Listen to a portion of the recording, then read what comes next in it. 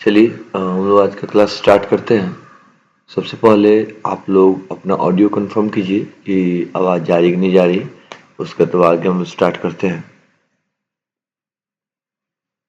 देखिए आज का जो क्लास है वो ज़्यादा लंबा नहीं जाएगा। हाँ, लेकिन हम लोग टारगेट लेके चलते हैं कि डी ब्लॉक तो कंप्लीट ख़त्म करेंगे ही करेंगे। एफ भी समाप्त करने की कोशिश की जाएगी। और रहा सवाल कि आज पढ़ना क्या, हम लोग तो मोस्ट ऑफ द पार्ट हम लोग कंप्लीट कर चुके थे। बहुत कम ही चीज बचा हुआ था आज खत्म करने के लिए। क्वेश्चंस आपको दिए थे, कुछ बच्चे ही हैं जो कि इसको बनाए हैं, बना के कुछ बच्चों ने भेजा है। हालांकि बहुत लोगों ने नहीं भेजा है। जो लोग नहीं भेजे उसको जल्दी से पूरा करके वो लोग भी भेज देंगे। और जो लोग भेज चुके हैं वो ठीक है, उनका कोई दिक्कत नहीं है। हम लोग यहाँ तक समाप्त कर दिए थे जहाँ पे ऑक्सीजन स्टेट वगैरह के बारे में हम लोग चर्चा कर रहे थे। और आपको ये भी बताए थे कि चार्ज जो कलर है वो क्यों दिखाई देता है। कलर दिखाई देने के दो रीजन्स आपको बताए गए थे जो डिस्कस किया गया था। वैसे होते तो चार हैं। हाँ, आइए स्टार्ट करते हैं आज के क्लास को। आज के क्लास में हम लोग को जो मेनली डिस्कस करना है वो है compound of D block element. आज निश्चिंत रहिएगा, आज आवाज़ आपका बिल्कुल नहीं कटेगा। आवाज़ जैसे चल रहा है वैसे ही चल रहा होगा, आवाज़ लास्ट में भी जाएगा। अगला है compounds compounds of D block element. Compounds of D block element, ये आज का टॉपिक है। इसका मतलब हुआ डी ब्लॉक के तत्वों से निर्मित यौगिक। इसी के बारे में आज हम लोग को पढ़ना है। अब इसमें जो मतलब बुक के हिसाब से अपने एनसीईआरटी के अकॉर्डिंग इसमें दो चीजें दी गई हैं। डी ब्लॉक के एलिमेंट जो इससे बनते हैं, डी ब्लॉक से बनते हैं, उनमें दो हैं। एक है हम लोग का Mn से बना हुआ एक तत्व है, उसमें मैग्नीज से बना हुआ कंपाउंड। और एक उसमें तत्व क्रोमियम से बना हुआ कंपाउंड। मैग्नीज से जो चीज बना हुआ है उसका नाम क्या है, किसके बारे में हम लोगों को पढ़ना है, उसके बारे में पढ़ना हम लोगों के एम एन ओ फोर के बारे में आपको पढ़ना है। गलती से मुझसे के फोर हो गया। हम लोग को पढ़ना है के एम एन ओ फोर। और क्रोमियम में पढ़ना हम लोगों को किसके बारे में, K2Cr2O7 के बारे में, पोटेशियम डाइक्रोमेट। तो कुल मिला के पोटेशियम परमैंगनेट और पोटेशियम डाइक्रोमेट के बारे में हम लोगों को पढ़ना है आज। सवाल ये है कि इसको बनाते कैसे हैं, कैसे बनेगा ये। तो ज़्यादा कठिन नहीं है। हम लोग क्या करने वाले हैं कि पहले इसमें से मान लीजिए पहले क्रोमियम को पढ़ने वाले हैं। तो क्रोमियम को जब पढ़ेंगे तो पहले पता करेंगे कि भाई क्रोमियम जो है, क्रोमियम से हम पहले कौन सा इसका ओर लें, किस अयस्क से इसको निकाला जाए। फिर उसके बाद तब देखेंगे कि स्टेप बाय स्टेप कि कैसे इसको डायरेक्ट तो K2Cr2O7 में कन्वर्ट होगा नहीं, तो किस किस स्टेप का सहायता लेके इसको हम कन्वर्ट करते हैं उसको हम देखेंगे एक एक करके। तो चलिए स्टार्ट किया जाए। ये दो के बारे में आज हम लोगों को जानकारी लेनी है। पहला जो है हम लोग का है, इसमें जो पहला आने वाला है वो है K2Cr2O7। K2Cr2O7। अब कुछ K2Cr2O7 के बारे में बेसिक जानकारी मिली। जैसे हम लोग लास्ट टाइम पढ़े हुए थे पी ब्लॉक एलिमेंट्स के अंदर कि कोई भी एक कंपाउंड के बारे में पढ़ना होता था तो उसके एटम के बारे में जानकारी लेते थे, भाई कौन है, कहाँ का है, उसकी क्या प्रॉपर्टीज हैं।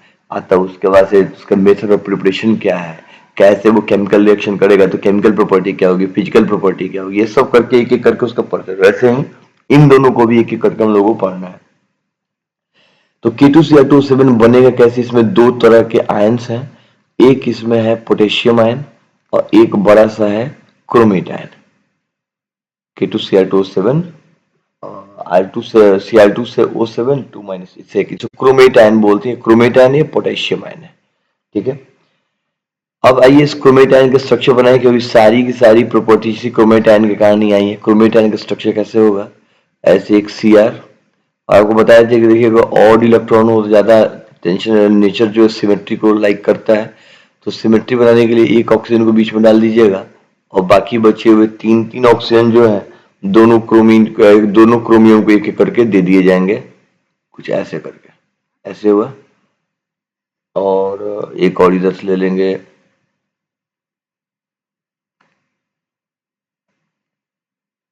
माइनस,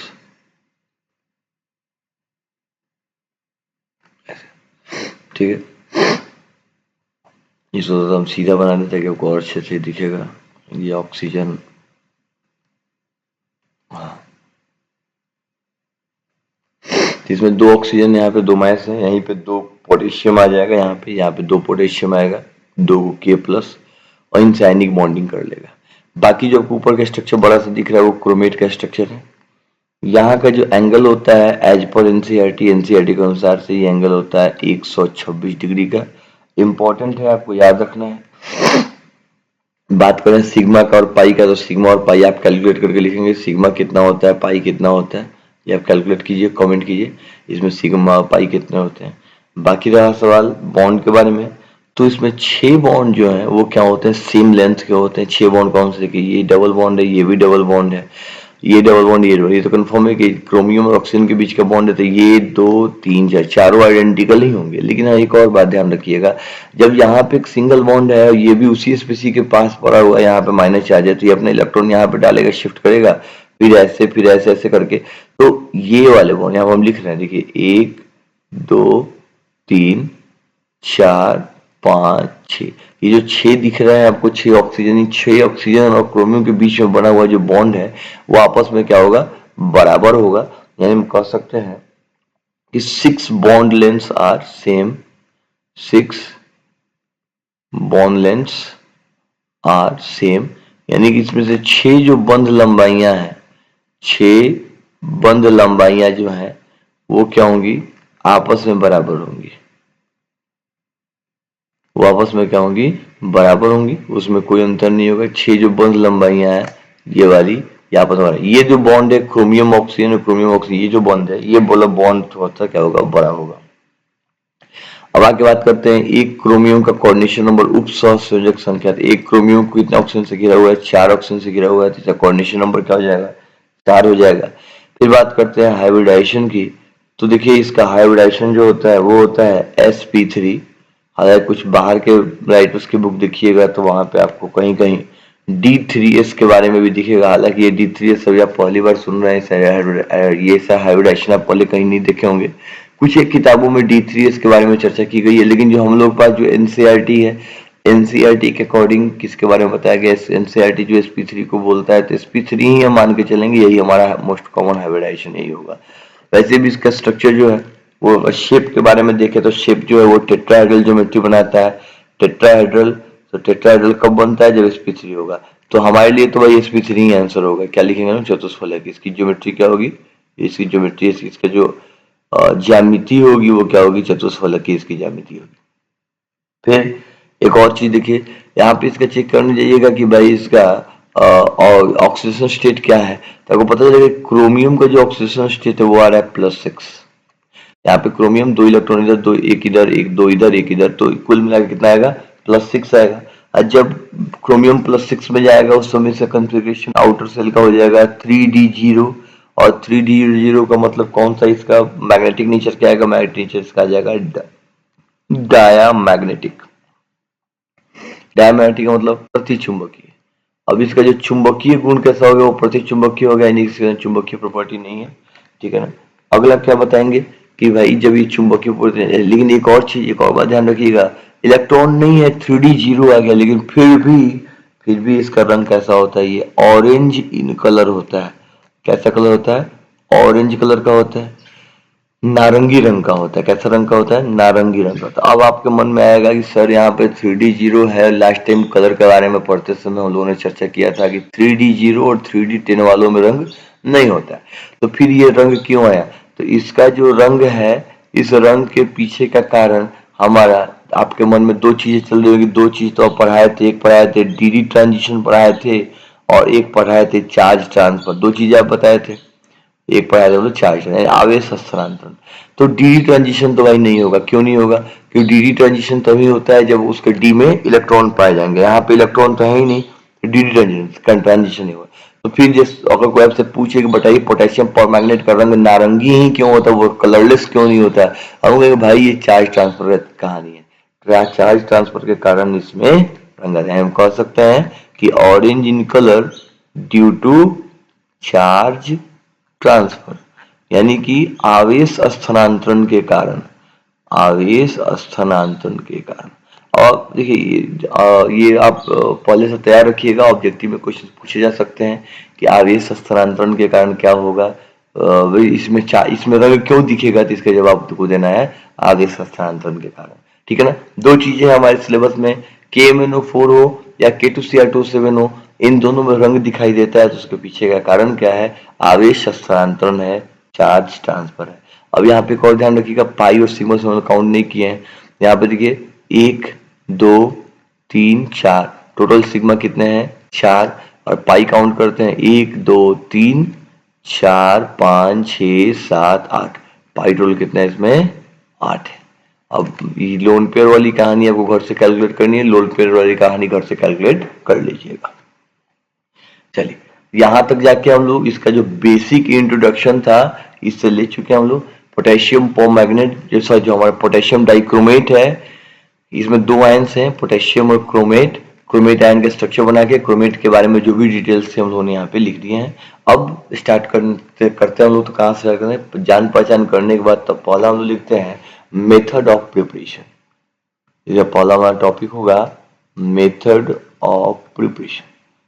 इस चैप्टर से जो क्वेश्चन बनता है वो बहुत लंबा चौड़ा सब्जेक्टिव नहीं आएगा, आप प्रीवियस ईयर कभी उठा के देख लीजिएगा, उससे क्वेश्चन नहीं आते, छोटे मोटे साधारण क्वेश्चन आते हैं जिसको आप आसानी से कर लीजिएगा, उसमें कोई टफ नहीं होगा। तो मेथड ऑफ प्रिपरेशन का मतलब हुआ विरेचन की विधि, और हम देखने जा रहे हैं हम लोग कैसे इसे बनाया जाता है, विरेचन की विधि, ये पोटेशियम डाइक्रोमेट कैसे बनाए जाते हैं। ध्यान रखिएगा पोटेशियम डाइक्रोमेट को एक ओर से एक अयस्क से प्राप्त किया जाता है जिसका नाम है क्रोमाइट। उसका नाम क्या है, क्रोमाइट। तो क्रोमाइट से ही इसे प्राप्त किया जाता है। क्रोमाइट का फॉर्मूला होता है, ध्यान रखिएगा, FeO डॉट Cr2O3, कहीं कहीं से Fe इसका कहीं कहीं इसका नाम आप देखने को मिलेगा आपको, FeCr2O4 भी कहीं कहीं देखने को मिलता है। इसको ही, इसी चीज को कहीं कहीं किसी किसी बुक में इसका फॉर्मूला लिख दिया जाता है FeCr2O4, मतलब कंबाइन करके तीन ऑक्सीजन का, लेकिन ये ऐसे पाया जाता है FeO.Cr2O3 के रूप में पाया जाता है। जब इसका रिएक्शन हम कराते हैं किसके साथ, सोडियम क्रोमेट के साथ, Na2CO3 के साथ, किसके प्रेजेंस में, 7 ऑक्सीजन के प्रेजेंस में, बैलेंस करके लिख रहे हैं। तो ये क्या बनाता है, ये बनाता है Na2CrO4, सोडियम, ये क्रोमेट बनाया, ठीक है ना। और इसका रंग देखिए, ये सोडियम से मतलब नहीं है, मतलब हम लोग सिर्फ यहाँ के क्रोमेट से, CrO4 2- से मतलब, इससे मतलब है। तो इसका जो रंग है, इसका रंग हो जाता है येलो कलर का, मतलब पीला रंग का होता है। प्लस बाहर क्या निकला, बाहर निकला है Fe2O3, और प्लस और बाहर क्या निकला, बाहर निकला कार्बन डाइऑक्साइड। बाकी सभी चीजों से मतलब नहीं है, हम लोग क्या बनाना था, हम लोग को बनाना है K2Cr2O7 बनाना है। तो पहले इसका अयस्क के लिए जो इसका ओर था, ओर से रिएक्शन करा है सोडियम क्रोमेट, सोडियम कार्बोनेट और ऑक्सीजन का, क्या बनाइए, येलो कलर का एक सब्सटेंस हमको प्राप्त हुआ जिसका नाम है सोडियम क्रोमेट। फिर इस सोडियम क्रोमेट को हम क्या करते हैं, सोडियम क्रोमेट को एसिडिक मीडियम में रिएक्ट कराते हैं। अभी हमको बताएंगे एसिडिक मीडियम में रिएक्ट कराने का क्या चक्कर है, अभी आपको तुरंत समझ में आ जाएगा, ये भी तुरंत इसको एक्सप्लेन करने वाले हैं।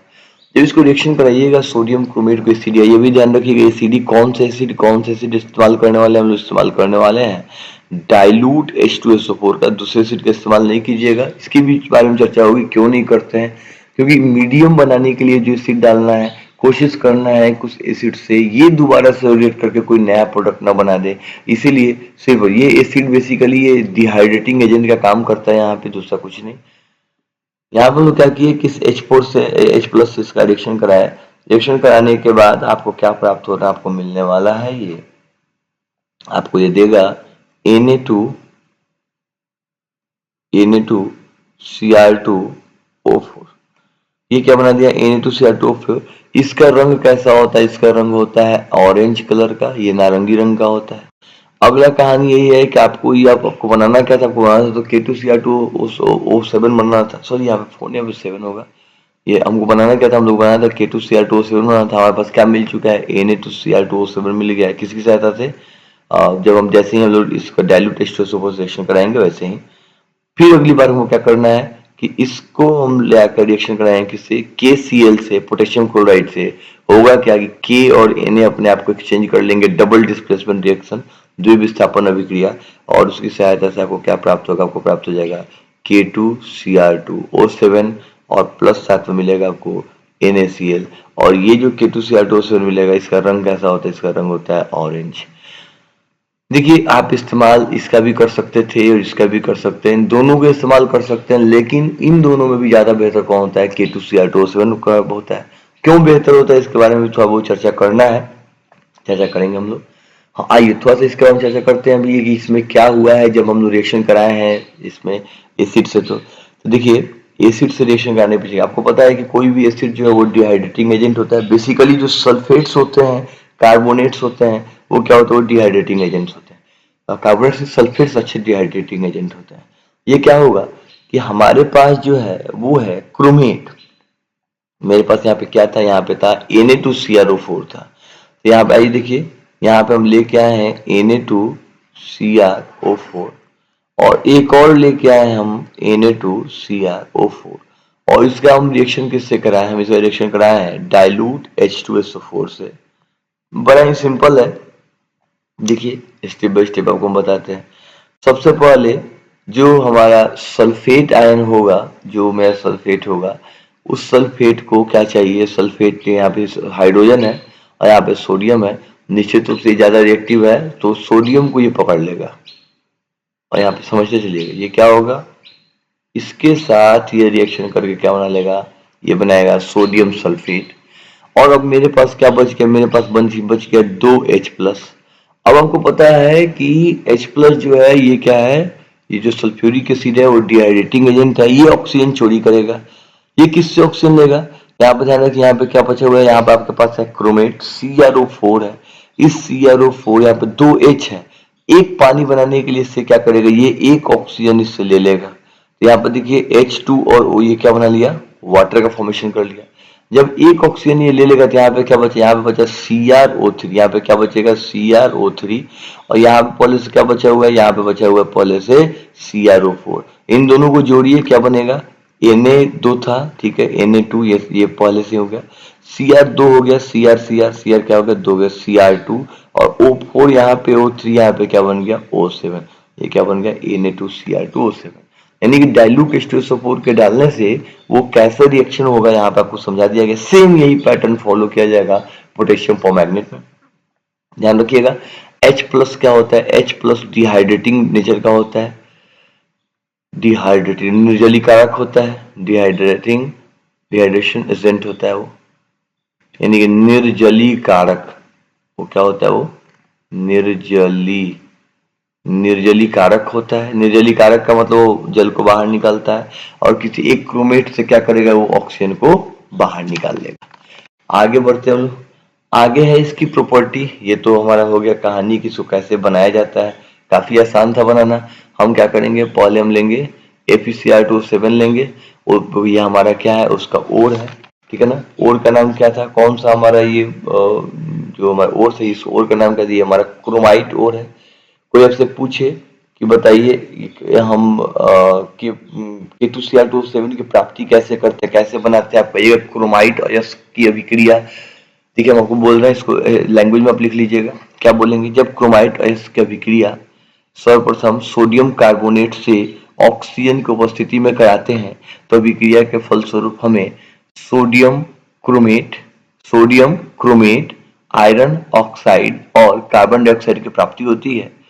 प्राप्त का सोडियम क्रोमेट की अभिक्रिया जब सल्फ्यूरिक अम्ल से कराई जाती है तो यह सोडियम डाइक्रोमेट का निर्माण करता है। पुनः सोडियम डाइक्रोमेट की अभिक्रिया KCl या पोटेशियम क्लोराइड से कराने पर द्विविस्थापन अभिक्रिया के फलस्वरूप हमें K2Cr2O7 अर्थात सोडियम पोटेशियम डाइक्रोमेट की प्राप्ति होती है। तो ऐसे करके इसको लैंग्वेज में लिख लीजिएगा। आपको ये लिखना है, क्वेश्चन है आपके लिए, यहीं पे हम जस्ट नीचे आपको क्वेश्चन दे रहे हैं। आप इसको अभी क्लास खत्म होगा, तुरंत तुरंत क्लास खत्म होता है, वो लैंग्वेज में लिख के इसको भेजिए। क्या क्वेश्चन है कि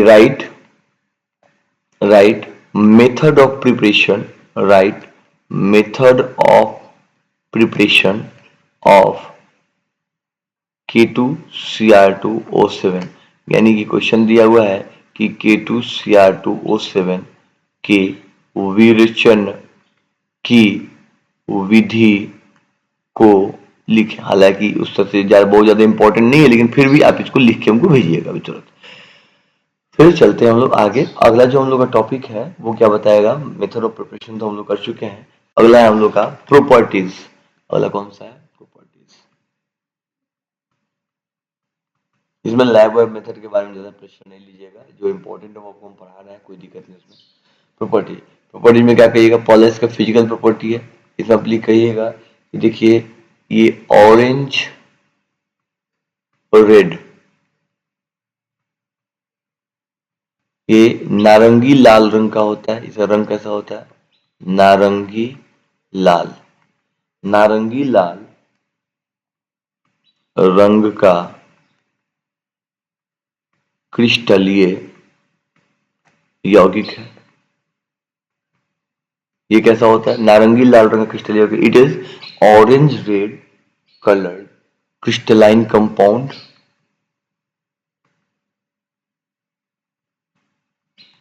ठीक है ना। क्रिस्टल होता है, क्रिस्टल को हम लोग जानते हैं। दूसरा देखिए इफेक्ट ऑफ हीटिंग,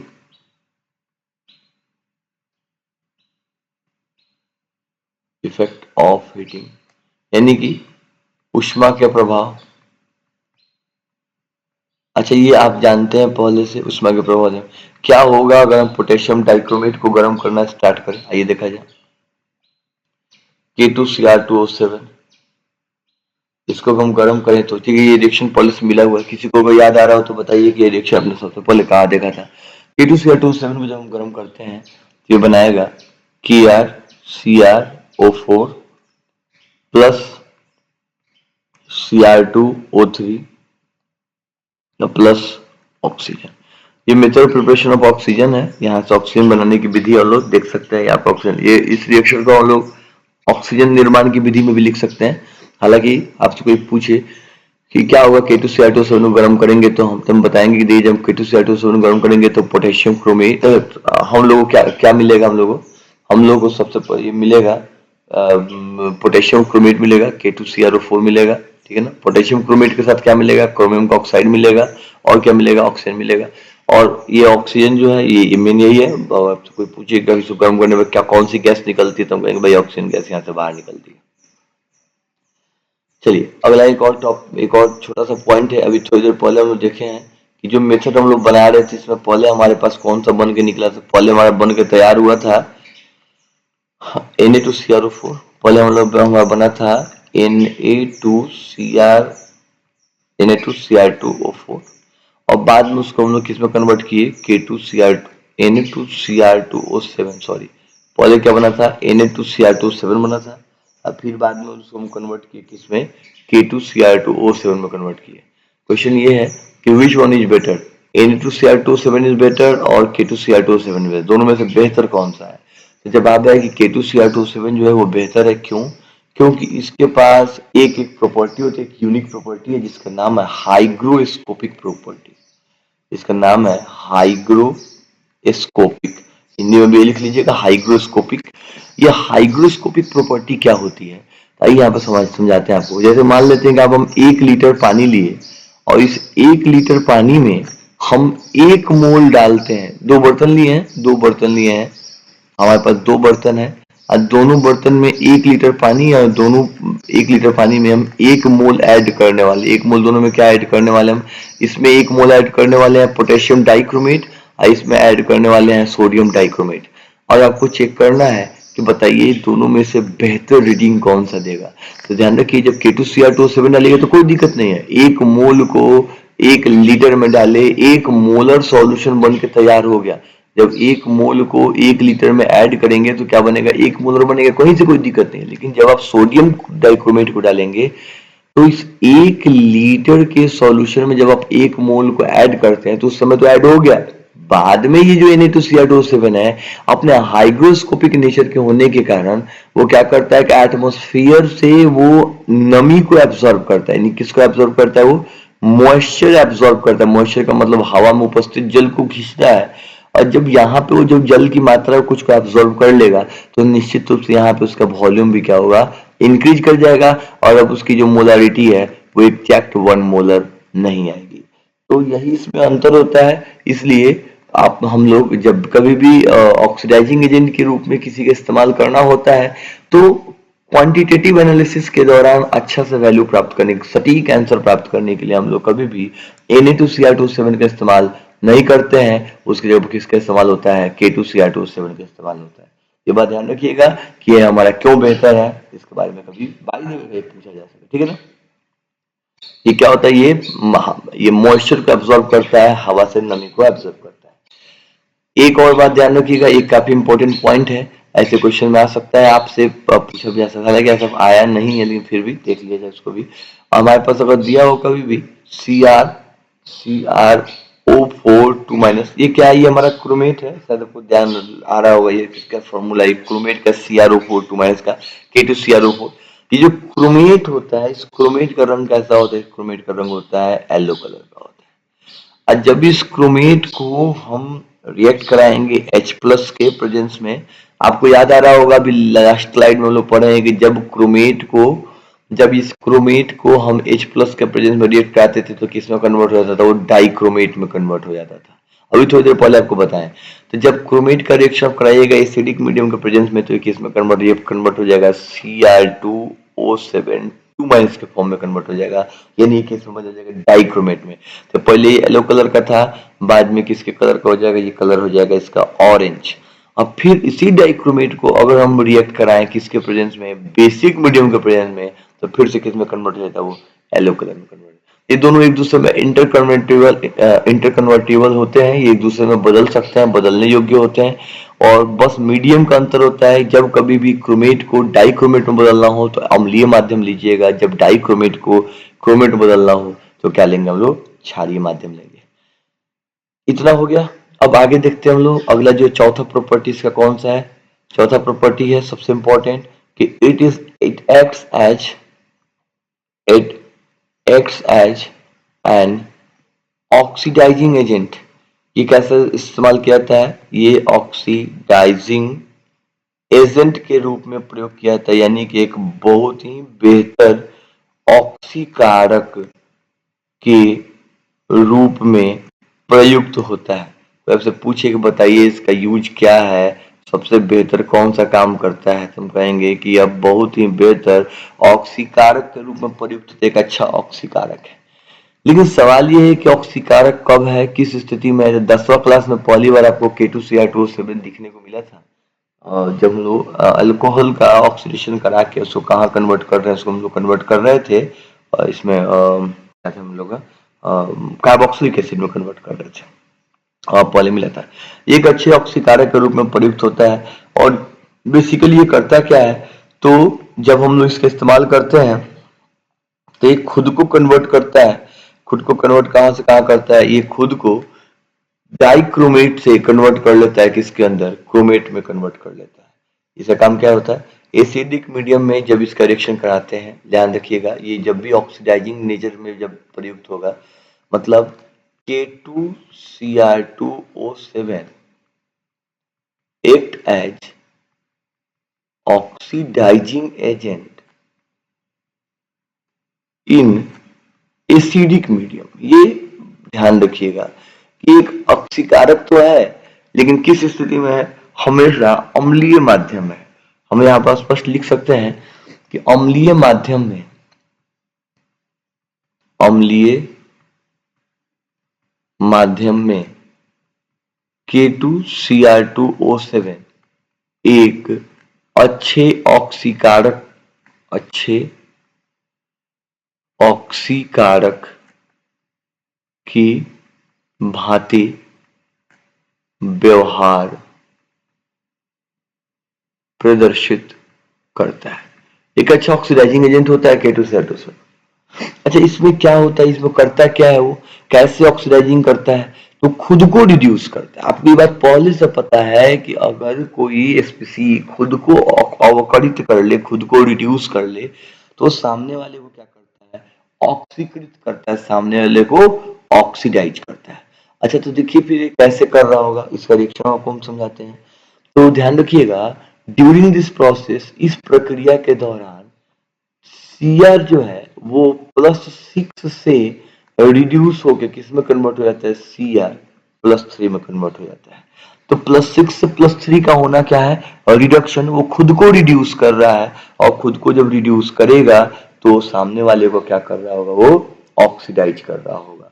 ठीक है ना, तो खुद सामने वाले को क्या करता है, वो ऑक्सीडाइज करता है। तो आइए इससे कुछ रिएक्शंस देखते हैं हम लोग कि कैसे ये खुद को रिड्यूस कर रहा होगा, कैसे दूसरे को ऑक्सीडाइज कर रहा होगा। तो जब कभी भी एसिडिक मीडियम में आप K2Cr2O7 को डालेंगे तो क्या करेगा, H2S को, हम यहाँ पे रिएक्शन की एक लिस्ट बना देते हैं आपके लिए आसान हो। H2S को किस में कन्वर्ट कर देगा, वो सल्फर +6 में कन्वर्ट करेगा। यहाँ पे देखिए H2S जो है वो किस में था, वो -2 में था, और -2 को किस में कन्वर्ट किया, +6 में कन्वर्ट किया। हम कह सकते हैं कि यहाँ पे इसका ऑक्सीडेशन स्टेट क्या हो रहा है, काफी बढ़ रहा है, यानी क्या उसको ऑक्सीडाइज कर रहा है। फिर हमारे पास मान लेते हैं कि हमारे पास कौन सा है, सल्फर डाइऑक्साइड है। सल्फर डाइऑक्साइड को K2Cr2 से सिलेक्ट कराएंगे, वो क्या बनाएगा, डायरेक्ट उसको बना देगा सल्फेट में कन्वर्ट करेगा। यहाँ पे चेक कीजिएगा, इसका +4 है, और सल्फेट में क्या है, यहाँ पे सल्फेट में +6 में है, यानी यहाँ पे सल्फेट में भी इसको चेंज कर दिया है। हमारे पास अगर वो NO2- तो उसको ये कन्वर्ट कर देगा NO3- में, नाइट्रेट में। यहाँ भी आप चेक कीजिएगा +5 आता है यहाँ पे। ठीक है ना, यहाँ पे ऑक्सीडेशन स्टेट उसका क्या कर दिया, इंक्रीज कर दिया। फिर हमारे पास अगर वो SO3 सल्फाइड है, सल्फाइड बोलते हैं इसको, ठीक है ना, और इसको कन्वर्ट किस में कन्वर्ट कर देगा, ये सल्फेट में कन्वर्ट कर देगा, SO4 में कन्वर्ट करेगा। हमारे पास अगर SN हो 3+2 में, तो उसको कन्वर्ट किस में कर देगा, SN+4 में। अगर मेरे पास पहले से रखा हुआ है Fe2+ रखा हुआ है, फेरस है, उसको कन्वर्ट कर देगा वो किसमें, Fe+3 फेरिक में कन्वर्ट कर देगा। यानी कि ये क्या करता है, ये ऑक्सीडाइज करता है। जब कभी भी K2Cr2O7 को आप इसके अंदर एसिडिक मीडियम में ऐड कीजिएगा, ध्यान रखिएगा एसिडिक मीडियम का रखना जरूरी है। अगर आप एसिडिक मीडियम में नहीं रखते हैं तो काम गड़बड़ होगा। और देखिए ना, जब वो K2Cr2O7 को आप जब डालते हैं तो क्रोमेट डाइक्रोमेट के पोजीशन में जब इसका ऑक्सीडेशन स्टेट जब +6 होता है, तो उस समय यह कैसा रंग दिखाता है, उस समय इसका रंग जो है वो आपका ऑरेंज कलर का होता है। वो कैसा होता है, ऑरेंज कलर का। जब ये Cr3+ में बदल जाता है, कैसे रंग बदल जाता है, ये ग्रीन कलर में कन्वर्ट हो जाता है। ये बात का भी आप ध्यान रखेंगे कि ये ग्रीन कलर में भी खुद को कन्वर्ट कर लेता है। +3 ऑक्सीडेशन स्टेट में खुद को किस में रखता है, वो ग्रीन कलर में कन्वर्ट कर लेता है। हाँ हाँ, तो हम क्या थे, Fe2+ को किस में बदल देता है, Fe3+ में बदल देता है। एक सबसे इंपॉर्टेंट, ये आपको निश्चित रूप से याद रखना होगा, एक है C2H5OH, ये हमारा है एथेनॉल, ठीक है ना। और इसको जब हम रिएक्ट कराते हैं किससे, K2Cr2O7 से, 10वां क्लास का रिएक्शन है, तो ये उसको कन्वर्ट कर देता है CH3COOH में। ये ऐसे तो बोरिंग लग रहा होगा आपको समझना कि क्या है, इतना इंपॉर्टेंट बताएं, इसको कैसे याद रखेंगे, लेकिन आपको बता रहे हैं ये वही कंपाउंड है जिसको आदमी वाइन के रूप में कंज्यूम करता है, यानी कि शराब है। और इसके साथ जब रिएक्ट कराते हैं K2Cr2O7 का, तो उसको क्या करता है, वो खुद को बदल लेता है, किसमें, Cr3+ में बदल लेता है, और वो जो कंपाउंड होगा वो बदल जाएगा ये हमारे एसिटिक एसिड में। अब इसका इस्तेमाल कहाँ होता है, इसका इस्तेमाल होता है ड्रंकन ड्राइव में को चेक करने के लिए। ड्रंकन ड्राइव को चेक करने का मतलब कोई शराब पी के गाड़ी चला रहा है कि नहीं चला रहा है, इसके लिए पुलिस क्या करती है कि उसके पास एक गैजेट होता है, उसमें बोलती है कि फूकने के लिए। तो जब आदमी फूकता है तो उसके मुंह से वेपर के रूप में इसी एथेनॉल का वेपर, एथेनॉल वेपर आता है, और उस मशीन में पहले से पड़ा होता है कौन सा, डाइक्रोमेट, पोटेशियम डाइक्रोमेट पहले से पड़ा होता है, जिसका रंग कैसा होता है, ऑरेंज होता है। जैसे ही वो ड्रंकन ड्राइव वाला पर्सन जैसे उसमें अल्कोहल के वेपर को पास कराता है, वो कन्वर्ट हो जाता है किसमें, अल्कोहल का वेपर कन्वर्ट होता है एसिटिक एसिड में। और जो कंपाउंड उसमें पहले से फंसा हुआ है, यानी K2Cr2O7 जो उस मशीन में लगा हुआ था, वो सामने वाले को तो ऑक्सीडाइज कर दिया, खुद को क्या कर लेगा, रिड्यूस कर लेगा, उसमें बदल जाएगा Cr3+ में, और उसका रंग होता है ग्रीन। जैसे उसका कलर ग्रीन होगा तो सामने वाला आदमी पुलिस समझ जाएगा कि इसने अल्कोहल को कंज्यूम किया है। तो ये अल्कोहल कंज्यूम करने का टेस्ट है। इसके अलावा इसका इस्तेमाल एक जगह और करते हैं, वो किस में करते हैं, क्रोमाइल आयन की चेक करने में। यहाँ ध्यान रखिएगा, इसका इस्तेमाल करते हैं हम लोग chromyl chloride, chromyl chloride test में भी इसका इस्तेमाल किया जाता है। क्रोमाइल क्लोराइड टेस्ट में इसका कैसे इस्तेमाल होता है, देखिए आज हम लोग कमेंट देख नहीं पा रहे हैं क्योंकि आज पहले इसका टारगेट है मेरा कि पहले इसको समाप्त करें। आज जो समाप्त हो जाएगा, कल तो ऐसा आप लोग की क्लास है ही, कल आप लोग आएंगे तो जो भी इसमें डाउट होगा सब डाउट को हम लोग पहले डिस्कस करेंगे, उसके बाद ही आगे बढ़ेंगे। तो क्रोमाइल क्लोराइड टेस्ट में भी इसका इस्तेमाल किया जाता है। क्या होता है क्रोमाइल क्लोराइड परीक्षण, क्रोमाइल क्लोराइड, इसको हिंदी में भी लिख देते हैं, आपको ये हिंदी में नहीं लिख रहे हैं, इसका हिंदी होगा क्रोमाइल क्लोराइड, क्रोमाइल क्लोराइड परीक्षण। इसमें भी इसका इस्तेमाल करा जाता है। कैसे इसका इस्तेमाल होता है आइए देखा जाए। हम कहेंगे कि ये बेसिकली जो क्रोमाइल क्लोराइड है ये हर जगह के क्लोराइड आयन का चेक नहीं करता है। ये जो हमारा पोटेशियम डाइक्रोमेट है, इसका इस्तेमाल हर तरह के क्लोराइड आयन के चेक में नहीं होता है। ये परफेक्ट आयनिक के लिए होता है। ये किसके लिए होता है, ये यहाँ हम लिख देते हैं इसको, used for test for ionic chloride. इसका हम लोग इस्तेमाल करते हैं आयनिक क्लोराइड के टेस्ट के लिए। अब ध्यान रखिएगा कुछ के लिए नहीं करते हैं, उसका हम नाम लिख रहे हैं, शायद आपको पहले जानकारी नहीं हो। नॉट फॉर किसके लिए नहीं करते हैं, ध्यान रखिएगा किसके लिए। अरे मेनली करते हैं किसके लिए, मेनली करते हैं NaCl के लिए, मेनली करते हैं KCl के लिए, मेनली करते हैं मैग्नीशियम क्लोराइड के लिए। इसमें आयनिक नेचर ज्यादा होता है उसके लिए। किसके लिए नहीं करते हैं, ध्यान रखिए, सिल्वर क्लोराइड के लिए नहीं करते हैं, कोवैलेंट कैरेक्टर पाया जाता है, पुअर मेटल है, ठीक है। अल्युमिनियम क्लोराइड आयनिक बॉन्ड नहीं, आयनिक बॉन्ड होता है, इसमें कोवैलेंट कैरेक्टर होता है। अल्युमिनियम क्लोराइड के लिए PbCl2 लेड क्लोराइड है, ये PbCl4 या +4 स्टेट में है।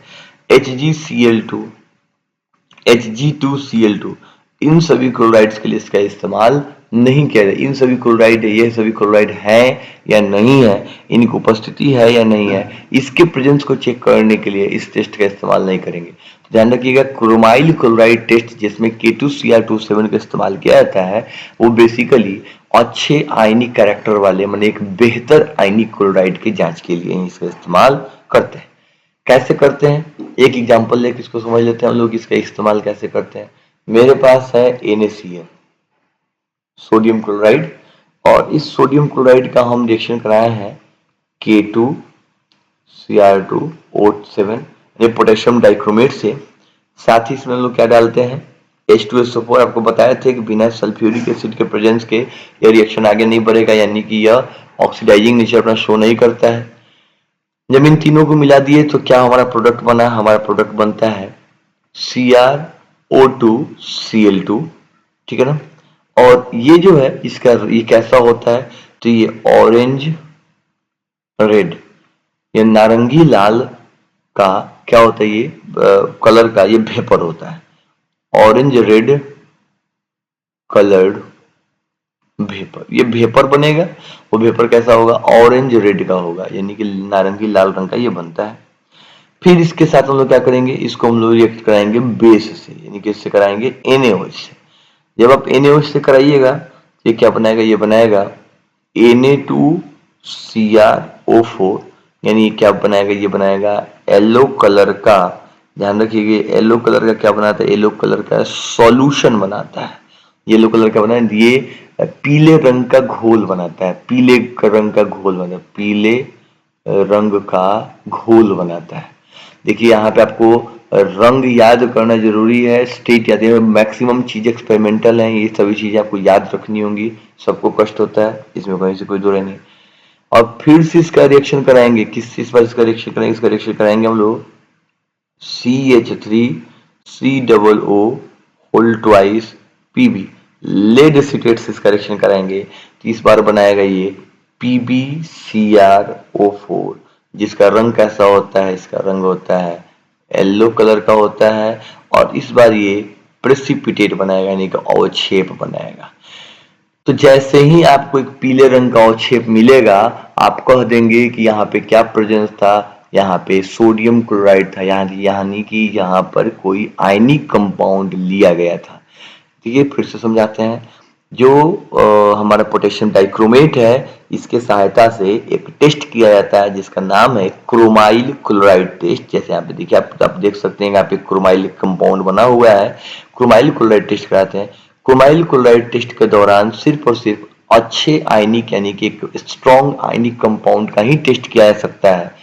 जब किसी क्लोराइड, सोडियम क्लोराइड का रिएक्शन हम कराए हैं पोटेशियम डाइक्रोमेट से in presence of sulphuric acid, तो बनाया है क्या? हमारा एक क्रोमाइल क्लोराइड बनाया है। अब इस क्रोमाइल क्लोराइड का रिएक्शन जब हम बेस से कराते हैं, सोडियम हाइड्रोक्साइड से कराए हैं, तो ये बनाया है सोडियम क्रोमेट सॉल्यूशन बनाया, फिर वो कन्वर्ट हो गया है पीपीटी में, प्रेसिपिटेट में, जब इसका लेड के एसीटेट से इसका रिएक्शन कराते हैं।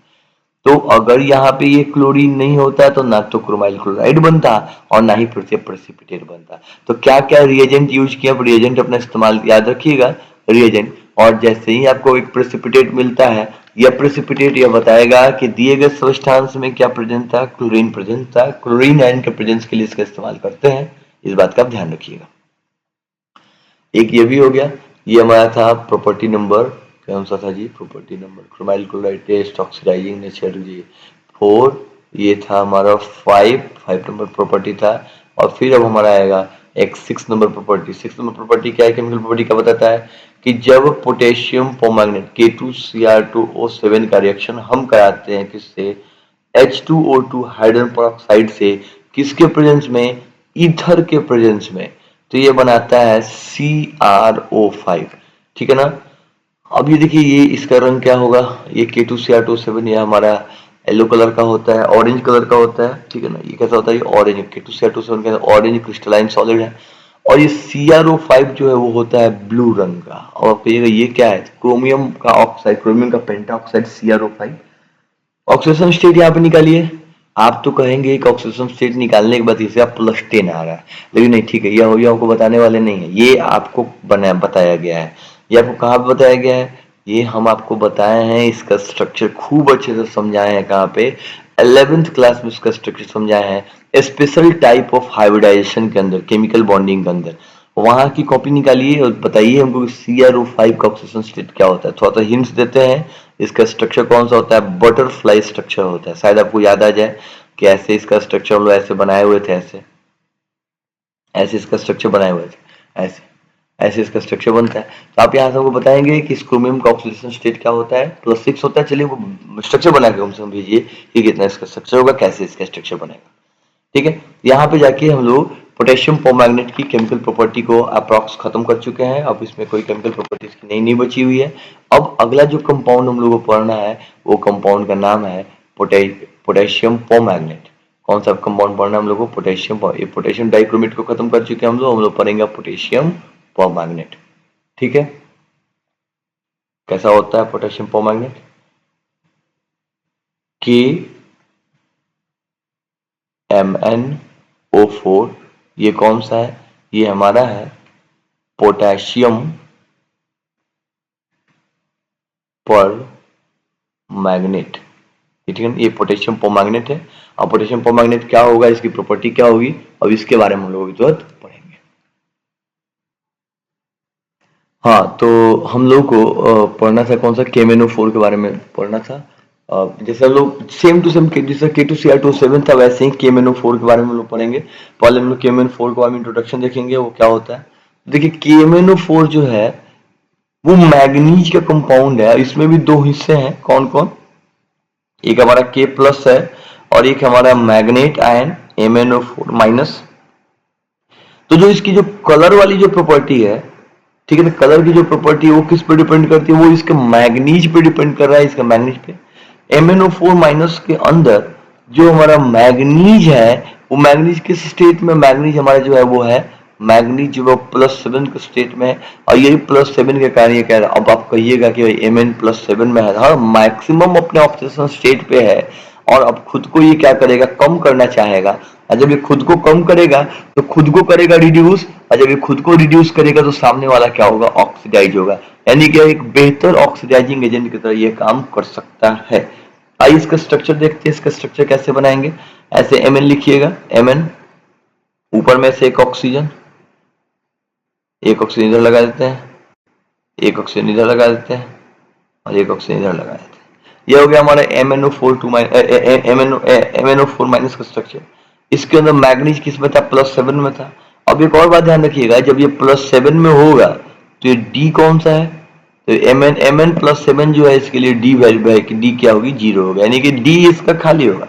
अब D खाली होगा तो आपके दिमाग में आएगा कि D खाली है, इसका मतलब इसका जो रंग है वो रंग कौन सा होगा, आपके दिमाग में चलेगा रंग इस कलरलेस होना चाहिए, लेकिन नहीं, ये कलरलेस नहीं होता है। D 0 होने के बावजूद इसका रंग जो है वो पर्पल कलर का होता है।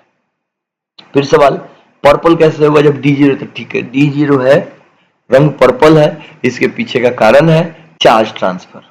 क्या कारण होगा, आवेश स्थानांतरण। चार्ज ट्रांसफर के कारण क्या कहें, कोई पूछे आपसे बताइए KMnO4 में रंग क्यों होता है, क्यों रंगीन होता है, ये हम कहेंगे ड्यू टू चार्ज, आवेश स्थानांतरण के कारण KMnO4 क्या होता है, रंगीन होता है। ठीक है ना, ये एकदम सिंपल है, आसानी से बता सकते हैं। ठीक है ना, यहाँ पे डी ट्रांजिशन नहीं होगा क्योंकि डी ही खाली है। अब आइए इसकी प्रॉपर्टी के बारे में देखते हैं। हाइब्रिडाइजेशन इसका क्या होगा, हाइब्रिडाइजेशन इसका sp3 होगा क्योंकि टेट्राहेड्रल ज्योमेट्री है। ज्योमेट्री क्या दिख रही है आपको, इसकी ज्योमेट्री क्या होती है, इसकी ज्योमेट्री होती है टेट्राहेड्रल।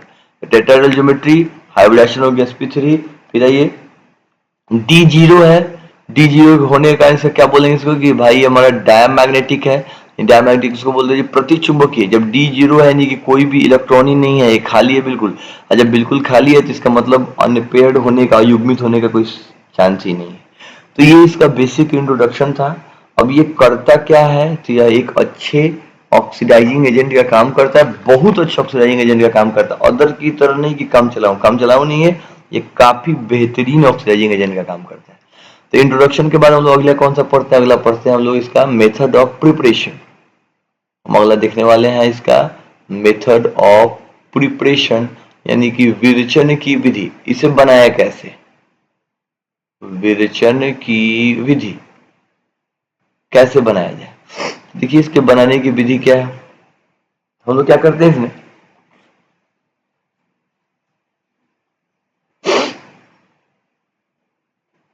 हम कहेंगे कि हमारे पास इसका एक ओर है, जिस ओर का नाम है पाइरोलुसाइड, MnO2 सॉरी MnO2। इसका नाम क्या है, इसका नाम है पाइरोलुसाइड। देखिए ऐसे MnO2 मैग्नीज डाइऑक्साइड का रंग जो है ब्राउन होता है, लेकिन पाइरोलुसाइड जो ओर है, ओर के साथ आपको पता होता है कि इम्प्योरिटी होती है। तो इम्प्योरिटी वाले पाइरोलुसाइड का जो रंग है वो कैसा होगा, वो ब्लैक कलर का होगा। तो कोई पूछे कि पाइरोलुसाइड कैसा कलर का होता है, तो ये काला का होता है। मैग्नीज इसमें किस स्टेट में होगा, मैग्नीज में +4 में होगा। अब इसमें हम क्या करते हैं, इसको रिएक्ट कराते हैं किसके साथ, KOH के साथ, बेसिक मीडियम इसको रिएक्ट कराते हैं। तो ये क्या किस में कन्वर्ट हो जाता है, कन्वर्ट होता है K2MnO4 में कन्वर्ट हो जाता है। अब ध्यान रखिए ना, K2MnO4 में बनाने का प्रोसेस जो है ना बड़ा कम है। K2MnO4 में बदलने का जो हमारे पास प्रोसीजर है वो कम है, कि जब पाइरोलुसाइड से पहले आपको K2MnO4 में बदलना होगा, और जब K2MnO4 में बदल लेते हैं तो उसके बाद इसको KMnO4 में बदलना काफी आसान है। वेरियस मेथड है इसको उसमें लेके जाने के लिए। एक मेथड का इस्तेमाल करते हैं कि अगर हम इसको रिएक्ट करा दे किससे, एसिडिक मीडियम से। ध्यान रखिएगा फिर से क्या किया हम लोग, हमारे पास मैग्नीज का ऑक्साइड था, पाइरोलुसाइड था, जो क्या है ये ओर है, ये अयस्क है। क्या है ये अयस्क है। किसका अयस्क है, ये अयस्क है हमारे के मैग्नीज का, जैसे KMnO4 से इसको हम प्राप्त करते हैं। तो पाइरोलुसाइड को हम क्या किए कि पहले हम उसका ओर लेके आए पाइरोलुसाइड को, उसको रिएक्ट कराया KOH से, पोटेशियम हाइड्रोक्साइड से। क्या बनाया, पोटेशियम मैग्नेट बनाया, MnO4 मैग्नेट बनाता है। इसका रंग कैसा होता है, इसका रंग होता है ग्रीन। रंग पर ध्यान देते चलिए, याद करते चलिए, रंग से ही क्वेश्चन आते हैं। ये कैसा बना, ग्रीन कलर का बना। अब इसका रिएक्शन कराते हैं किससे, H+ से। जब आप इसका रिएक्शन H प्लस से कराइएगा तो किस में कन्वर्ट होगा, ये रिएक्ट करके बनाएगा KMnO4 पोटेशियम परमैंगनेट, और प्लस बनाता है कौन सा, इसमें प्लस बनाता है MnO2 बनाता है। अब देखिए ना कितना आसान तरीका है ये, जिसको डिस्प्रोपोर्शनेशन रिएक्शन भी कहते हैं, डिस्प्रोपोर्शनेट हो रहा है। आप यहाँ पे मैग्नीज का ऑक्सीडेशन स्टेट निकालिए, और आप यहाँ पे आपको पता है MnO4 जब निकालने जाइएगा तो कितना आप MnO इसमें मैग्नीज का ऑक्सीडेशन स्टेट निकालिए, यहाँ पे निकालिए, और यहाँ पे ये आपको खुद का आपको भी बता दें कि डिस्प्रोपोर्शनेशन रिएक्शन में समानुपातिक अभिक्रियाएं हैं।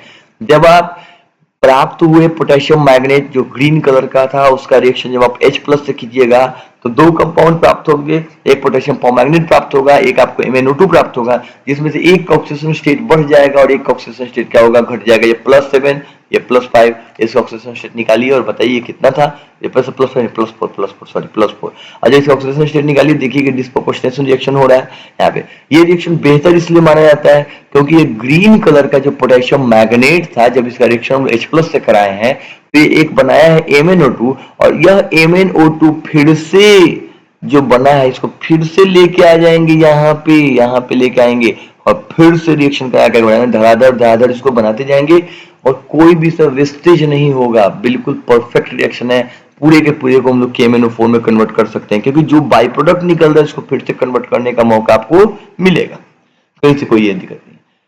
एक तो ये दिक्कत, एक तो ये तरीका। फिर हम लोग यहां तक अगर पहुंच जा रहे हैं, अगर हम K2, यहाँ देखिए, अगर हम लोग यहाँ तक पहुंच जा रहे हैं तो यहाँ के बाद तरीके कुछ और भी हैं। K2MnO4 से KMnO4 में जाने के और भी तरीके कौन कौन है। एक आइए कमर्शियल मेथड देखते हैं हम लोग। एक हमारे पास कौन सा है, कमर्शियल मेथड। कमर्शियल मेथड किसको बोलते हैं हम लोग, कमर्शियल मेथड बोलते हैं हम लोग औद्योगिक विधि को।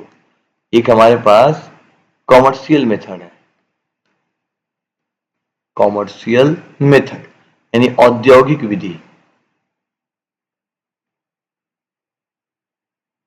ये देखिए, यहां से पायरोलुसाइड से K2MnO4 बनाने का जो तरीका है कॉमन है, इसको बनाना ही बनाना है। उसके बाद आगे ले जाने के लिए क्या करेंगे, तो उसके लिए जो मेथड है वो बताना है आपको। अजी कमर्शियल मेथड में भी कोई पूछे कि पायरोलुसाइड से कैसे निकालेंगे, तो ये वाला स्टेप आपको लिखना होगा, नीचे वाले में भी ये वाला लिखिएगा। उसके बाद आगे आइए, हमारे पास कौन सा बचा हुआ है, हमारे पास बचा हुआ है K2MnO4। एनसीईआरटी में आयनिक फॉर्म में रिएक्शन दिया जाए, इसको आयनिक फॉर्म बदल K2MnO4 में से आपको क्या मिलेगा, आपको मिलने वाला है MnO4 2-। रंग कैसा है, इसका रंग है ग्रीन कलर का।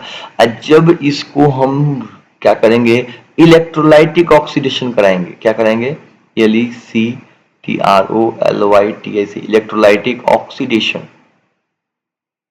यानी कि विद्युत अपघटनी ऑक्सीकरण। विद्युत अपघटनी ऑक्सीकरण, जब आपका इसका विद्युत अपघटनी ऑक्सीकरण कराएंगे तो ये कैसे बदल जाएगा, ये बदल जाएगा MnO4 MnO4 2-। एक्शन लीजिएगा, ये हमारा क्या था, एक सेकंड, MnO4 2- से ये बन जाएगा MnO4-। हाँ सही है, ये 2- से किसका बदलेगा, ये बनेगा MnO4- में, और ये किस कलर का होता है, पर्पल कलर का। ठीक है, क्या देखें हम लोग, ग्रीन कलर का जब पोमैग्नेट जब आपसे रिएक्ट करा तो ग्रीन कलर का जब मैग्नेट आपसे रिएक्ट करता है तो रिएक्टर क्या बन गया, वो पोमैग्नेट बन गया। ये जो प्रोसेस है वो कौन सा है, कॉमर्शियल मेथड। आपका अगर आपसे कोई पूछे कि आप KMnO4 का औद्योगिक विधि लिखिए, तो आपको बताना होगा कि सबसे पहले पायरोलुसाइड को पोटेशियम हाइड्रोक्साइड से रिएक्ट करा के और पोटेशियम मैग्नेट में हम कन्वर्ट करते हैं, जिसका रंग ग्रीन होता है। पुनः प्राप्त हुए पोटेशियम मैग्नेट का रिएक्शन जैसे ही हम इलेक्ट्रोलाइटिक ऑक्सीडेशन कराएंगे, जैसे उसका विद्युत अपघटनी ऑक्सीकरण कराएंगे, तो अभिक्रिया के फलस्वरूप हमें क्या प्राप्त हो जाएगा, KMnO4 यानी पोटेशियम परमैंगनेट की प्राप्ति हो जाएगी। क्वेश्चन है, क्वेश्चन लिख लीजिए, इसको बना के भेजिएगा। क्वेश्चन है, how can you prepare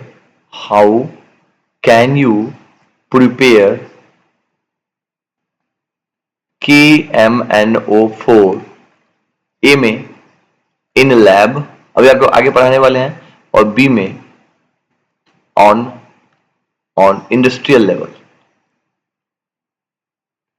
industrial level में यानी कि औद्योगिक स्तर पर क्या लिखिएगा, औद्योगिक स्तर एवं प्रयोगशाला स्तर पर, पूरा लिख नहीं है, प्रयोगशाला स्तर पर औद्योगिक स्तर पर आप KMnO4 का निर्माण कैसे करेंगे, ये आपका होमवर्क, इसको भी आप करिएगा, ठीक है ना। और मेथड से अभी और बताने वाले आपको लैब मेथड ही बता देते हैं। लैब मेथड से क्या होता है, लैब में इसको कैसे बनाया जाता है, लेबोरेटरी प्रोसेस जो होता है, प्रयोगशाला विधि इसकी क्या होती है। लैंग्वेज हमको नहीं लिखवा है, लैंग्वेज आपको लिखना है, इतना तो आप लोग होशियार हो चुके हैं, आप पूरा पी ब्लॉक पढ़े हैं, बहुत सारे रिएक्शन पढ़े हैं। प्रयोगशाला विधि कैसे लिखेंगे, क्या होगा प्रयोगशाला विधि में, रिएक्शन बताते हैं, लैंग्वेज आपको लिखना है खुद से। प्रयोगशाला विधि में क्या होता है कि हम लेके आए हैं मैग्नीज कहीं से, हमारे पास मिल गया कोई भी एक मैग्नीज का कंपाउंड उठा लीजिएगा, मैग्नीज हमको मिल गया, मैग्नीज का रिएक्शन हम लोग करा देंगे, मैग्नीज का रिएक्शन कराते हैं हम लोग।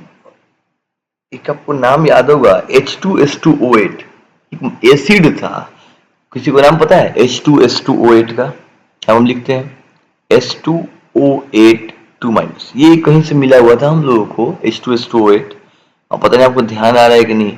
इसको रिएक्शन कराया किससे, पानी से, H2O से। तो रिएक्शन के बाद ये क्या बनेगा, रिएक्शन के बाद बनाता है MnO4 माइनस, यानी कि KMnO4 बन गया ये, प्लस ये बनाएगा सल्फेट, और प्लस ये बनाएगा H+। इसको बैलेंस करते, बैलेंस तो करिए रहे, इसको हम 2 यहाँ पे होगा 5 और यहाँ पे होगा 10। मेरे पास रिएक्शन लिख कर रखा हुआ इसलिए हम बहुत इजीली बैलेंस कर दे रहे हैं।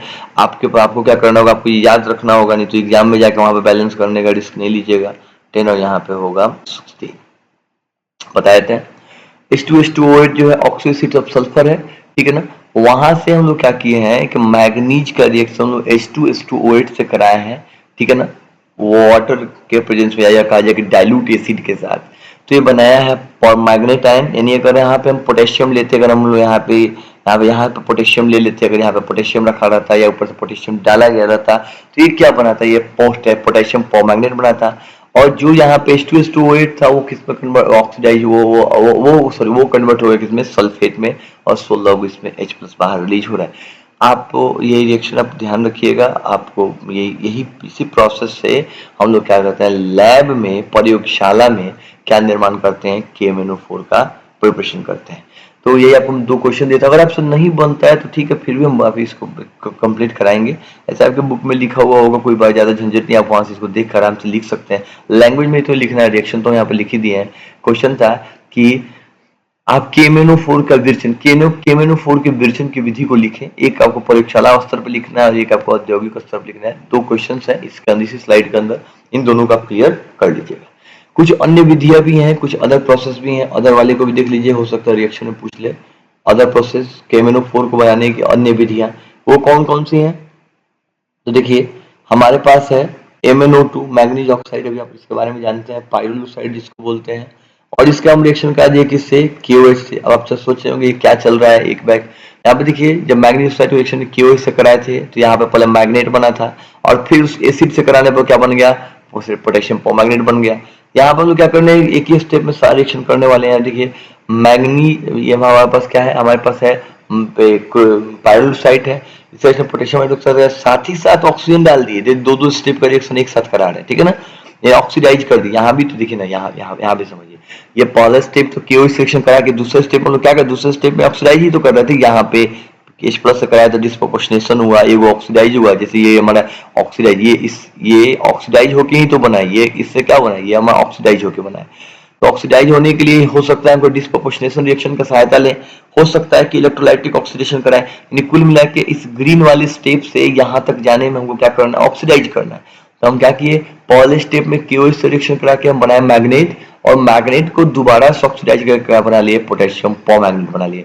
यहाँ पे क्या करना है, हम लोग ऑक्सीडाइज करना है, ऑक्सीडाइज करके डायरेक्ट हम अगला स्टेप लिखते हैं। यहाँ पे कौन सा बना हमारा, KMnO4 बना, और प्लस उसके साथ क्या बन गया, हमारे साथ बन गया KCl यानी पोटेशियम क्लोराइड बन गया। इसका ऑक्सीडेशन स्टेट क्या होता है, यहाँ पे ऑक्सीडेशन स्टेट, सॉरी यहाँ पे क्या लिया, यहाँ पे बैलेंस कर लेते हैं, यहाँ पे ऑक्सीडेशन स्टेट +4 था, ये हमारा 2 KMnO2 हुआ, QH यहाँ पे 4 लगा लेते हैं हम लोग, O2, ठीक है। यहाँ पे हो जाएगा 2 KMnO4 नहीं बनेगा, पहले K2MnO4 बनेगा, यहाँ पे 2 K2MnO4, और यहाँ पे क्या बना के ये हमारा बनेगा MnO2 था, एक सेकंड रुकिएगा, MnO2 KOH नहीं नहीं नहीं सॉरी यहाँ पे पानी पॉलीगैस स्टेप है तो वाटर निकलता है, वाटर रिमूव होता है। ठीक है, एक और रिएक्शन लिखते हैं हम लोग। यहाँ पे हमारे पास कौन सा है 2MnO2 और प्लस हमारे पास है 2K2CO3 2K2 मेरे पास अगला है 2K2CO3 कार्बोनेट है, पोटेशियम कार्बोनेट।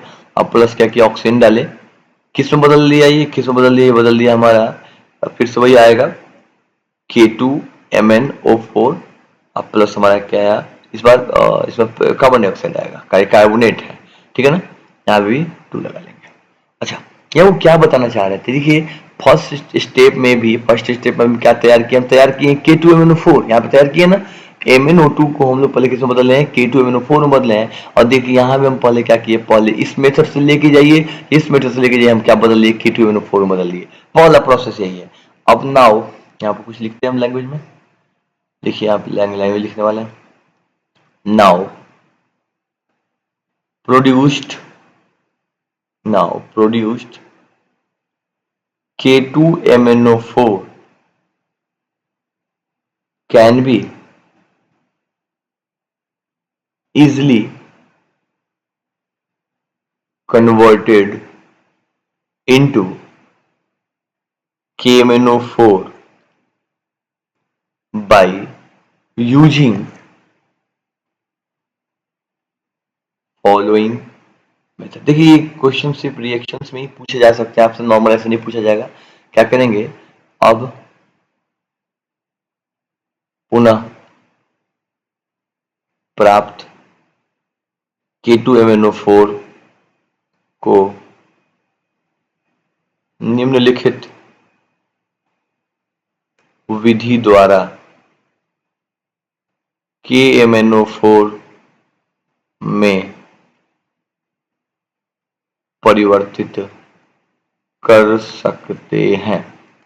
ठीक है ना, इसको कैसे कन्वर्ट करेंगे, ये दोनों स्टेप में से किसी एक स्टेप को ले लीजिए, इसको ले लीजिए, इसको ले लीजिए, दोनों में से किसी से एक स्टेप उठाइए और इन दोनों के बाद जो अगला आपको स्टेप लिखना है वो क्या होगा कि आप लेके आइए जो बना हुआ K2MnO4 है उसको लेके आइए और उसके साथ आप रिएक्ट कराइए किसके साथ, क्लोरीन से रिएक्ट करा के भी आप बना सकते हैं। कौन सा आप रिएक्ट करके बना सकते हैं, चलिए बैलेंस, चलिए बैलेंस देख के लिख दिए KMnO4 अब प्लस बन जाएगा KCl, बैलेंस कीजिए इसको, यहाँ पे 2 लगाएंगे। ठीक है ना, यहाँ पे Cl2 ठीक है, यहाँ पे ये भी ठीक है, फिर यहाँ पे लगाएंगे 2KCl। एक ये तरीका है। देखिए इन ये दोनों में से किसी एक स्टेप को फॉलो कीजिए, उसके बाद लेके आइए नीचे आप क्लोरीन से रिएक्ट करिए, आपको KMnO4 मिल जाएगा। एक तरीका हुआ। दूसरा तरीका देखिए, हो सकता है कि हम K2MnO4 जो पहले तरीका से बना के लिए कुछ दूसरे तरीका से K2MnO4 बना लीजिए। हमारे पास K2MnO4 है, अब उसका हम रिएक्शन करा दिए किससे, पानी से और ओजोन से, एक अच्छे ऑक्सीडाइजिंग एजेंट का रिएक्शन कराते हैं। क्या बनाया, पोटेशियम परमैंगनेट, पोटेशियम हाइड्रोक्साइड और ऑक्सीजन। ठीक है ना, यानी कि फिर किसी भी विधि से आप K2MnO4 लेकर आइए, यहाँ पे पानी और ओजोन से रिएक्ट कराइए, फिर से किस में कन्वर्ट हो गया, KMnO4 में कन्वर्ट हो गया।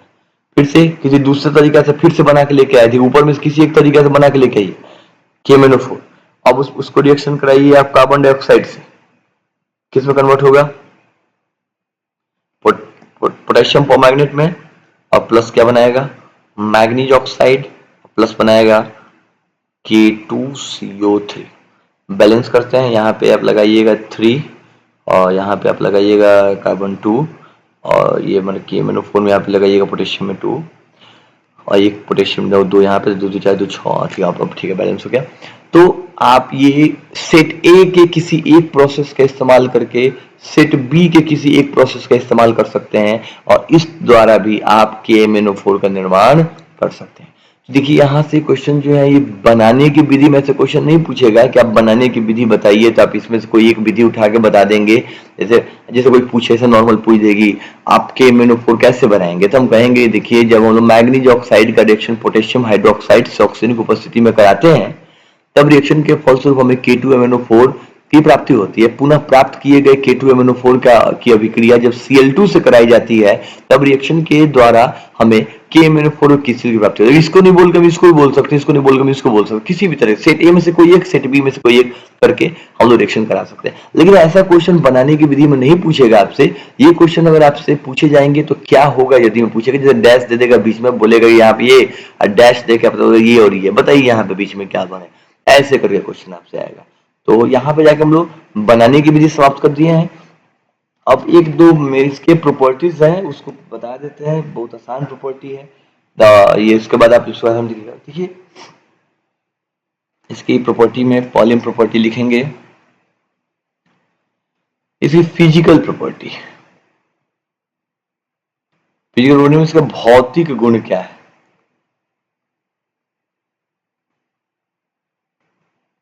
भौतिक गुण, ऐसे भौतिक गुण हम लिख के दिखाते हैं आपको। हाँ, तो फिजिकल प्रॉपर्टी में हम लोगों को देखना है कैसा होता है, इसका फिजिकल प्रॉपर्टी है देखा जाए। सबसे पहले लिखेंगे हम इसके बारे में कि पर्पल कलर का होता है, ये कैसा होता है, ये आप लिखिए, ये पर्पल कलर का होता है, रंग आपको बता दिए। पर्पल कलर का क्रिस्टलाइन सॉलिड होता है। भौतिक गुण में क्या लिखेंगे कि यह पर्पल कलर का क्रिस्टलीय ठोस होता है। स्लाइड पे जब लिखते समय आप जो कॉपी में लिखिएगा कि यह पर्पल रंग का होता है, इसका रंग पर्पल होता है और यह क्रिस्टलीय ठोस के रूप में पाया जाता है, it is crystalline in nature. तो अच्छे से सजा के उसको लिख लीजिएगा, ठीक है ना। फिर अगला लिखेंगे हम लोग इफेक्ट ऑफ हीटिंग, यानी कि गर्म करने पे इसका क्या प्रभाव पड़ने वाला है। तो हम कहेंगे कि जब हम लोग इसको गर्म करेंगे KMnO4 को, जब हम क्या करते हैं हीट करते हैं तो ये बदलता है K2MnO4 प्लस MnO2 अब प्लस O2, ठीक है ना। ये किस में कन्वर्ट हो जाएगा, ये कन्वर्ट हो जाएगा, एक सेकंड इसको मिटा दें हम पहले, दिख नहीं रहा है। ये K2MnO4 में कन्वर्ट होगा पोटेशियम मैग्नेट में, फिर मैग्नीज ऑक्साइड ऑक्सीजन में कन्वर्ट हो जाएगा।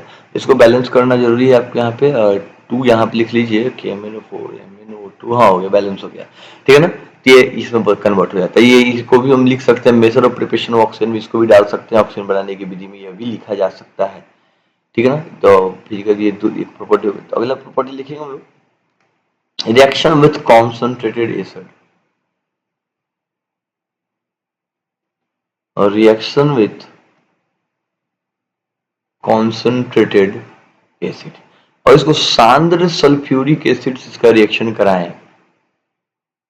आप लिखिए इसका हिंदी, उष्मा का प्रभाव, इसको हिंदी में लिखनी, ये लिखिएगा हिंदी में मत छोड़िएगा, हिंदी में निश्चित रूप से लिख लीजिएगा।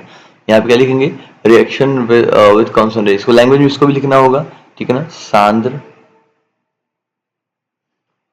सांद्र सल्फ्यूरिक, सांद्र H2SO4 से अभिक्रिया, अभी लें जैसे कॉन्सेंट्रेटेड एसिड, H2 में कौन सा H2SO4 लेना है, H2SO4 से रिएक्शन कराना। देखिए अच्छा ये रिएक्शन लोग क्यों लिख रहे हैं, कुछ आगे का सोच के देखिए क्या होगा कि जब हम लोग KMnO4, ठीक है ना, का रिएक्शन हम लोग कराते हैं किससे,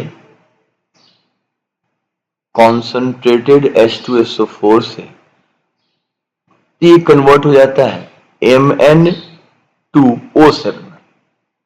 अब अगर आपसे ये कैसा होता है, ये एक्सप्लोसिव नेचर का होता है, विस्फोटक होता है। अगर आपसे कहें ये बात कि ये रिएक्शन को पहले ही बता चुके हैं तो आपको तो विश्वास नहीं होगा।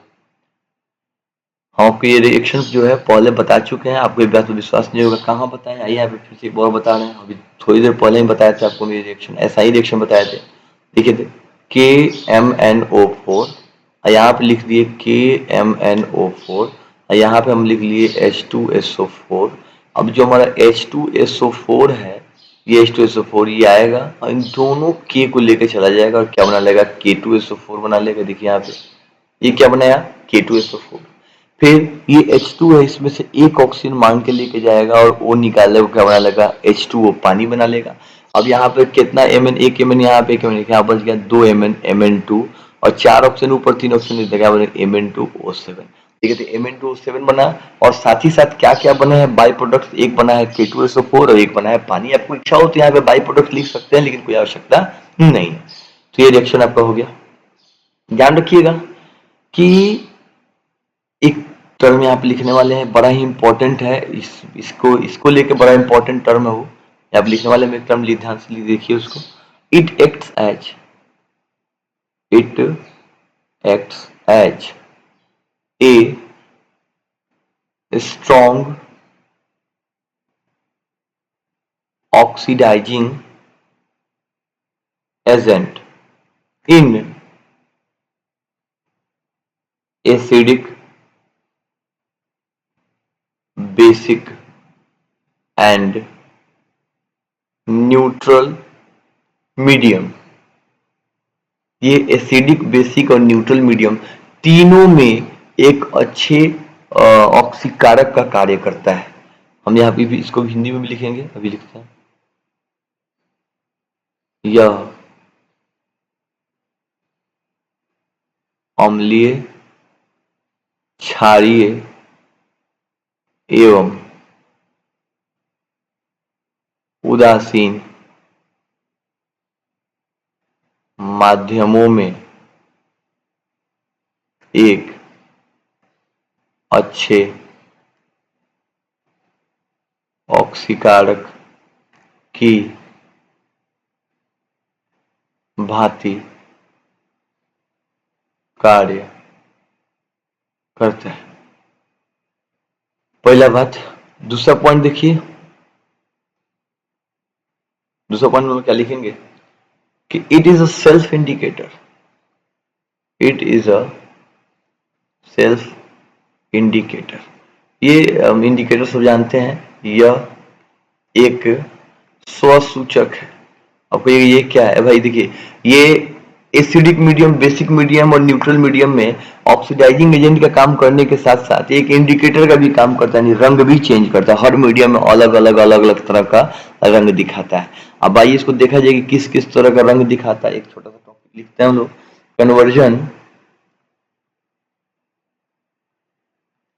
Conversion of KMnO4, conversion of KMnO4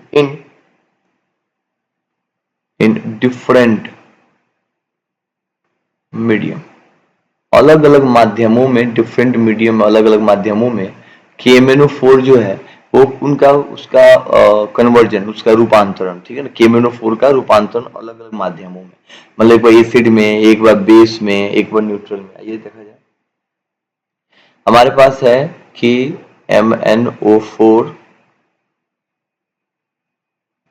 और ये कन्वर्ट हुआ है किसमें, in presence of acidic medium, यानी अम्लीय माध्यम में। यहाँ पे Mn पे चार्ज क्या होना चाहिए, +7। कन्वर्ट कर दिए, किस में बदल गया, ये बदल गया Mn+2 में।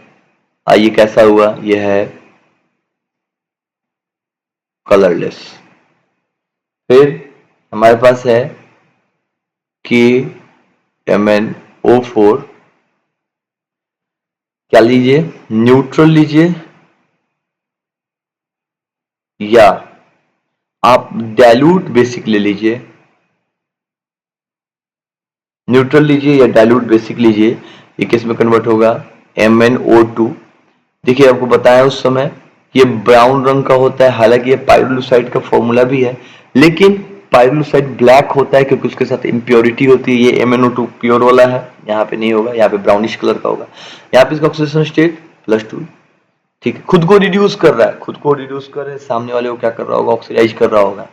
और फिर हमारे पास अगर हो कि MnO4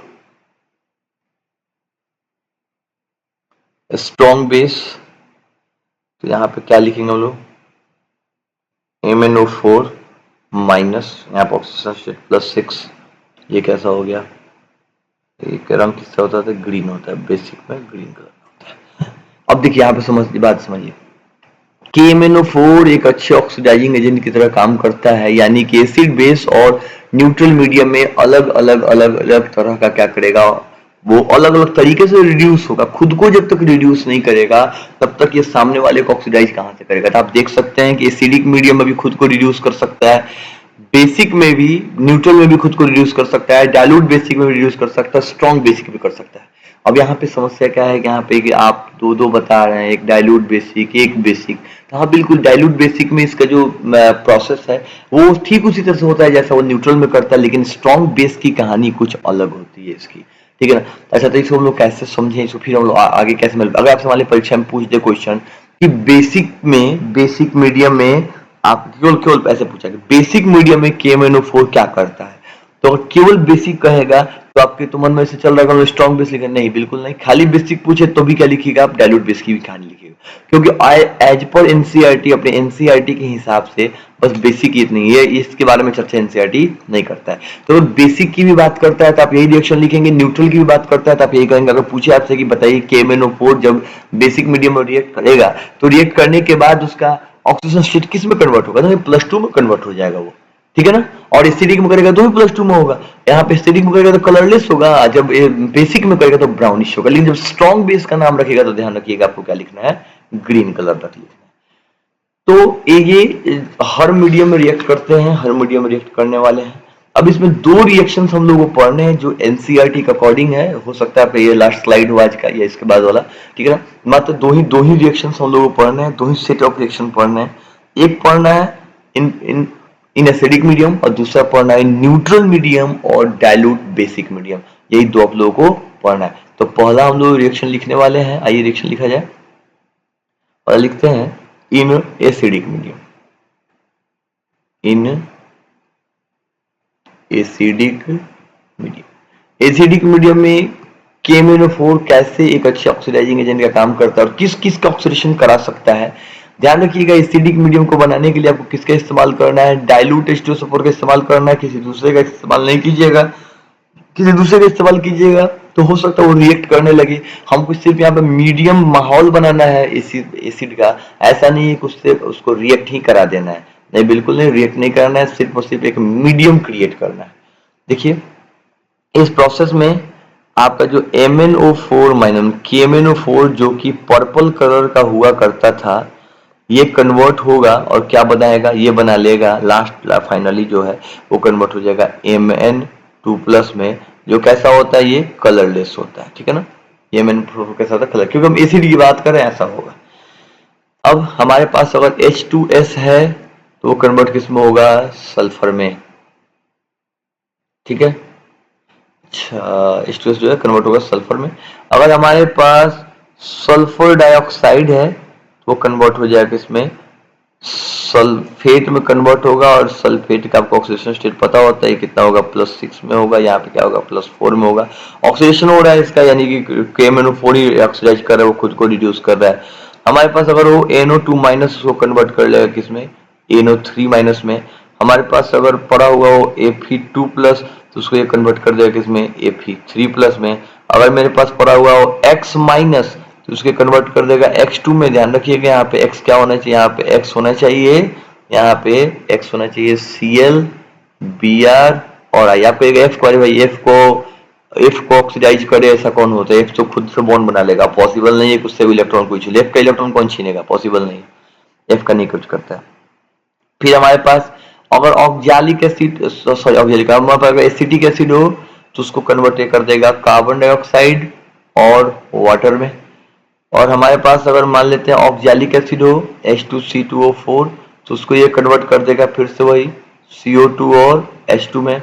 अगर मेरे पास H2O3 हो, अगर हमारे ये बहुत इंपॉर्टेंट H2O3 हो तो इसको ये कन्वर्ट कर देगा किसके अंदर, ये कन्वर्ट कर देगा S4O6 में, S4O6-4।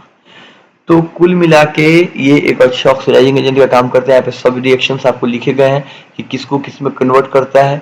ये H2S को कन्वर्ट कर सकता है सल्फर में, यहाँ पे सल्फर या हमारा सल्फर डाइऑक्साइड को कन्वर्ट कर सकता है सल्फर के सल्फेट में, ऐसे करके सारी। और इस प्रोसेस के दौरान मैग्नेट जो है हमारे परमैग्नेट जो है किस में कन्वर्ट हो जाएगा, मैग्नीज 2 प्लस में कन्वर्ट। यहाँ पे मैग्नेट किस में है, +7 में है, और यहाँ पे किस में +2 में है।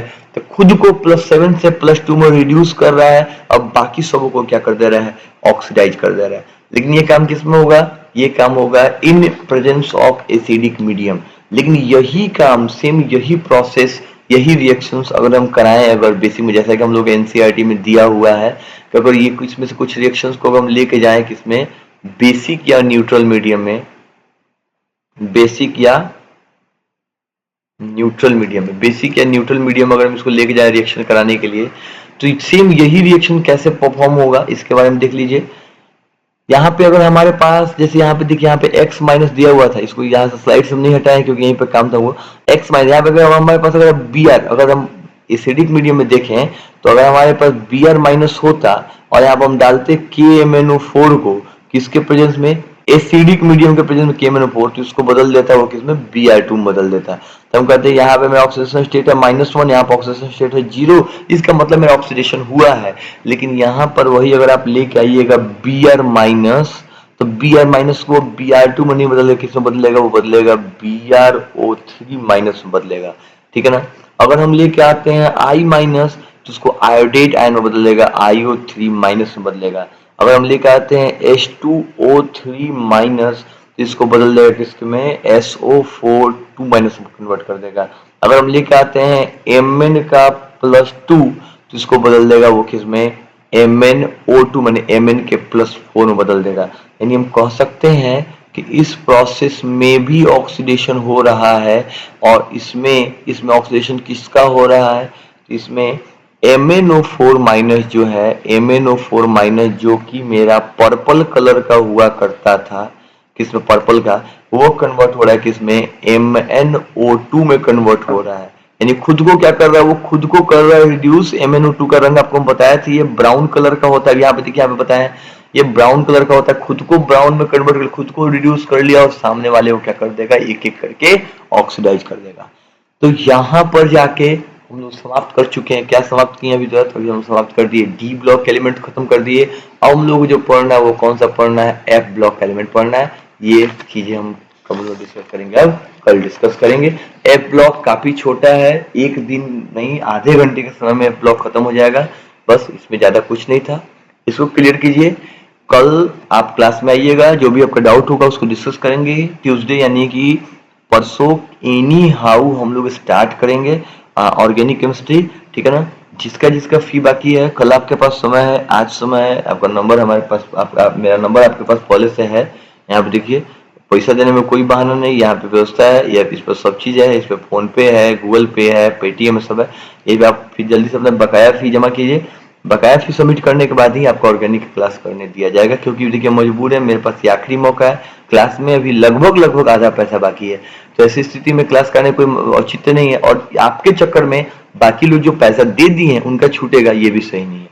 और हम नहीं चाहते हैं कि एक दिन का भी ऑर्गेनिक क्लास किसी छूटे, भले ही एक दिन क्लास और बंद रखना पड़े, वो हमको मंजूर है, लेकिन क्लास ना छूटेगी। क्लास छूटने के बाद आप कहिएगा कि सर ये कैसे हुआ, तब मेरे पास बाबू बिल्कुल समय नहीं है कि हम आपको ये बताएं कि वो कैसे हुआ। और इस टाइम में हम लोग कुछ दूसरा काम कर सकते हैं भाई, हम कुछ आपके फिजिकल का चैप्टर का रिवीजन करा देंगे। तो कम से कम रिपीट न करवा के, आपको कोई इच्छा हो चलिए कोई फिजिकल कोई टॉपिक हम रिपीट करवा देते हैं, वो आपको ऑर्गेनिक रिपीट नहीं करेगा, क्योंकि ऑलरेडी समय हमारे पास कम है। ठीक है, फिर मिलते हैं आपको हम लोग, कल मिलते हैं, कल आइए क्लास में, कल आगे चर्चा किया जाएगा आगे क्या पढ़ना है। Okay bye.